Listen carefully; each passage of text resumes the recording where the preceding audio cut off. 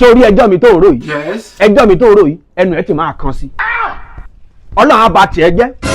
sọ̀rọ̀ pé táìmù ṣàkàtà pàrà aláwa yìí táìmù tó yẹ kó máa fi wówó ni ẹjọ́ ẹlẹ́jọ́ ló fẹ́ máa fi rò ọlọ́run á bà tiẹ̀ jẹ́ táìmù tó yẹ pé ẹjọ́ mi ló jòkó tì tó gbé jòkó tì tó ru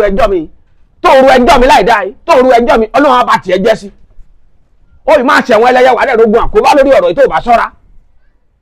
ìṣẹ̀lẹ̀ rògbòdìyàn tó ń ṣẹlẹ̀ yìí Nàìjíríà yìí kò tó yẹn nígbà tí Júdásì ta Jésù òun ló ṣẹlẹ̀ nígbà tí Júdásì fi ta Jésù gbogbo yẹn ò lè tẹ́lẹ̀ yìí wàá rí pé wàá rámáyé má ṣọ́ra ẹ lórí ẹjọ́ ẹlẹ́jọ́ rírò fíìmù mi Olùgbèjà jẹ́ Abánisiwo. ó máa bẹ̀rẹ̀ sí ní show on the 15 Friday May 16 ẹ jọ̀ọ́ ẹ bá mi wo fíìmù yẹn ẹ ṣàánú mi ẹ ṣé Ọlọ́run á dúró tì yín ẹ rí i pé mo make sure pé ẹ wo ní ojú mi dáadáa mo zoom ẹ bá mi wo fíìmù yẹn o Ọlọ́run á dúró tì yín peace out.